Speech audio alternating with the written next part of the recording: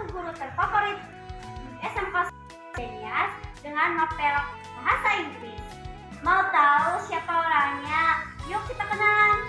Kini kita sudah kedatangan guru terfavorit di SMK Swasta PMD Nias. Saya Otiani Loli, Yo. guru SMK PMD Nias, dan inilah anak-anak yang suka sekali berbahasa Inggris, termasuk Mas Nida. Yang saya biasanya dipanggil Mem Oti. Wow. Oke, Mam, di sini saya mau nanya-nanya nih. Mam sebagai guru mapel bahasa Inggris pasti mempunyai kesulitan pasti ada lah hal buruk hal baiknya jadi guru bahasa Inggris. Nah, aku mau nanya satu nih, apa sih hal yang mengejutkan yang Mam pelajari tentang bahasa Inggris selama Mam berkarir sebagai guru? Hal yang mengejutkan sekali kalau saya mengajar bahasa Inggris itu, anak-anak itu udah siap, kemudian mereka udah bisa menggunakan bahasa Inggris. Oh gitu ya, Mam. Jadi gimana sih, Mam? Contohnya kan aku ya, Mam. Kayak aku tuh kan susah ya gimana ngebaca bahasa Inggris. Aku tahu translate-nya, tapi cara bacanya nggak bisa. Gimana sih Mam mengatasi hal seperti begitu kalau mendapati siswa seperti saya seperti itu gitu? Memotivasinya. Kalau contohnya dia bisa udah translate, udah bisa baca ya, tapi mengucapkannya pronounnya itu harus diulang-ulang. Kalau juga bisa kita dengarkan dari ada itu kan Transgoal tool ya, Transtool, dan bisa juga kita dengarkan bagaimana cara membaca. Kemudian di kamus atau di dictionary itu sebenarnya udah ada cara baca. Hanya kita coba mengulang-ulang kata-kata itu yang kita gunakan. Gitu. Jadi kesalahan umum yang sering kami lakukan dan gimana sih Mam menghadapi kesalahan tersebut agar bisa terselesaikan? Ya, namanya aja nobody perfect ya. Dalam hal melakukan sesuatu, dalam hal bercakap, terutama dalam bahasa Inggris, memang kalau kita tidak punya dasar memang ya seperti itu. Apa dasarnya sebenarnya? Itu vocabulary, pembendaharaan kata, kosakatanya. Kalau nggak ada kosakata yang kita bisa udah banyak kita kuasai ya otomatis kita nggak bisa ngomong apa-apa loh. Yeah. Mengatakan I, mungkin lupa kita apa itu I ya, apa artinya I, padahal saya. Misalnya kita mau masukkan dalam kalimat, ya, saya mau pergi ke sekolah, I go to, baru masuk ke tensesnya. Jadi dari kosakata itu dulu kita hafal banyak-banyak kosakata, baru kita menguasai terjemahannya atau arti dari kata itu. Baru kalau kita udah masuk ke sana, udah tahu, baru tensesnya, strukturnya, bagaimana susunan katanya pada saat sekarang, lampau dan ke depan. Oh, gitu. Jadi, Mam pakai metode atau teknik nggak sih buat belajar mengajar di kelas gitu? Ya masing-masing kita sebenarnya punya trik ya atau metode ya. Kadang metode kita aja kalau saya ngajar itu mau kan anak-anak itu melaksanakan atau tidak. Ya, karena mereka merasa bahwa bahasa Inggris itu terlalu sulit. Ya, dari situ mengapa terlalu sulit menurut Ibu? Karena tidak ada tahu arti kata demi kata. Makanya nggak bisa membuat suatu kalimat. Kemudian metode yang saya gunakan itu sering saya suruh kalau masuk dalam kelas atau keluar harus gunakan bahasa Inggris itu bisa biar itu terbiasa. Allah bisa kan karena terbiasa. Jadi dari situ bisa ya memakai bahasa Inggris itu. Keluar misalnya, excuse me mom, may I go to out, may I go to number one. Ya. Kemudian kalau masuk misalnya, excuse me ma'am, good morning, kita memberikan salam dulu, greetings. Baru atau misalnya aku knock the door, baru greetings. Kalau pagi hari, good morning ma'am, good morning sir. Dari kebiasaan itu ya udah Tapi memang tidak semua juga siswa ya bisa melaksanakan itu. Itu tadi tergantung pribadi lepas pribadi sebenarnya. Tapi kalau misalnya satu kelas itu bisa mengadakan komunikasi satu sama lain dengan menggunakan bahasa Inggris, pasti satu kelas itu akan bisa. Ya, Berarti itu metode efektif ya, ya menurut Mam. menurut saya, dan itu merupakan password. Maka setiap masuk atau keluar siswa dari saya saat ada di dalam kelas, ya itu yang saya gunakan. Saya tidak izinkan keluar siswa kalau tidak menggunakan bahasa Inggris. Benar. Ya.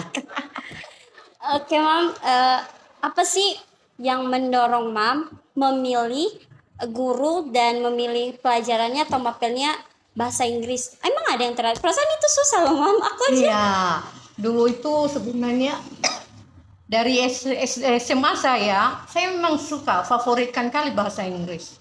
Dan nilai saya juga bagus-bagus ya, 80 ke atas.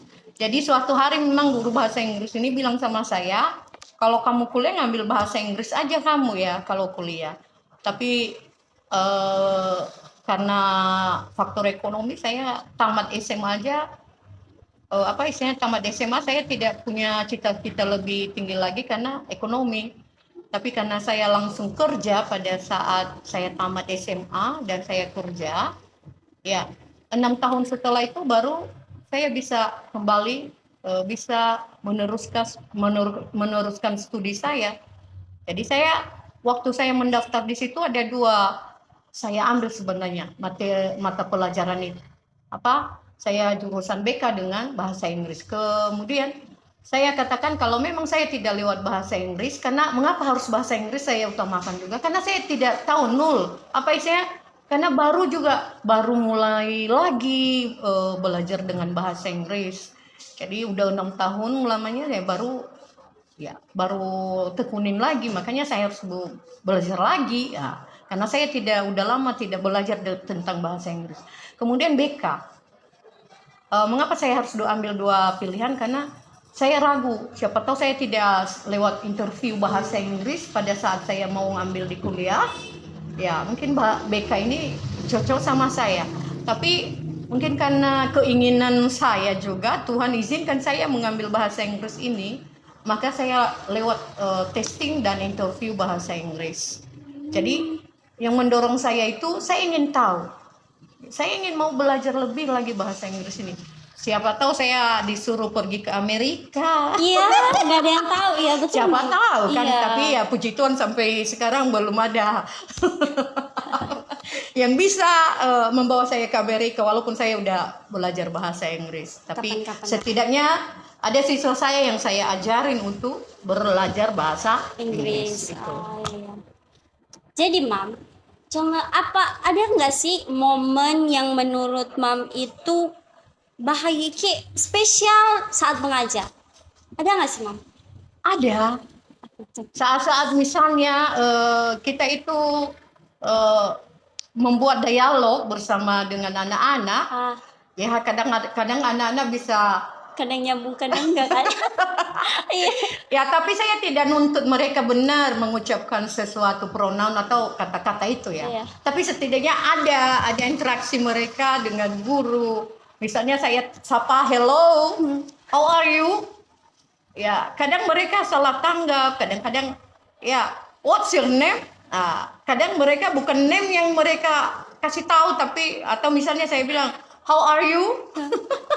Mungkin mereka menyapa dengan menyebutkan nama mereka. Jadi ada ya istilahnya menggelitik pribadi walaupun tidak saya nampakkan. Oh, ya. Jadi kayak momen yang paling memuaskan itu menurut Mama. Oh iya ya.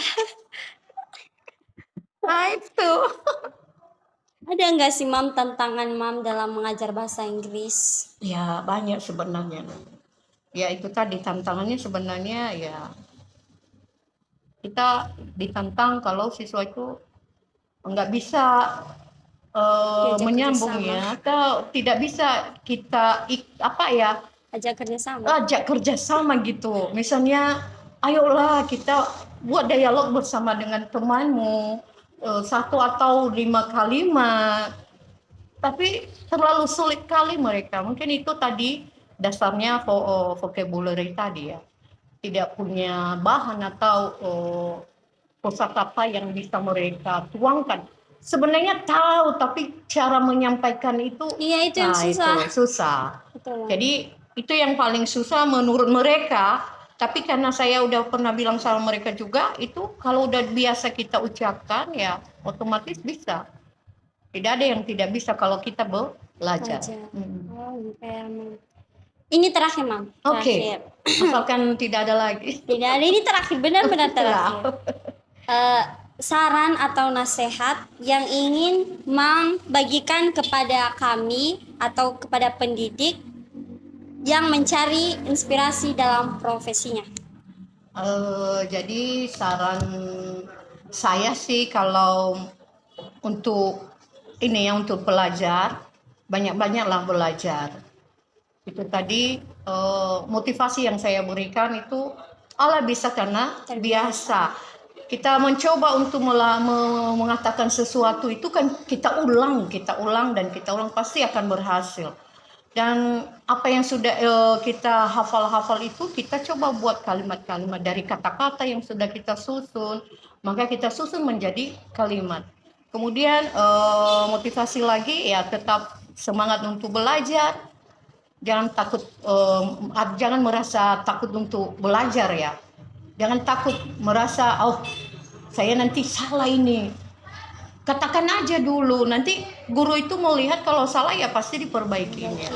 Jadi itu juga yang harus kami guru-guru ini yang menjadi siswa aja nggak bisa mengungkap, apa yang kami bisa perbaharui, apa yang bisa kami perbaiki kalau misalnya kosakatanya itu salah, tapi tidak pernah diungkapkan. Itu. Ya, Mam. Sekian dialog singkat kami dengan Nanti. Terima kasih, Mam. Semoga motivasi dan inspirasi yang memberikan kepada kami bisa bermanfaat dan berguna bagi kami. Sama-sama. Semangat, spirit. Ya. Oke guys, jadi buat para teman-teman nih yang masih bilang guru itu cuma gini, kalian itu harus tahu guys kalau menjadi seorang guru itu susah. Jadi kita sebagai pelajar, marilah kita mengurangkan beban mereka dengan cara mengikuti proses belajar mengajar dengan baik dan tertib. Oke guys, sekian dari video kali saya. Semoga video kali ini bermanfaat ya untuk teman-teman. See you.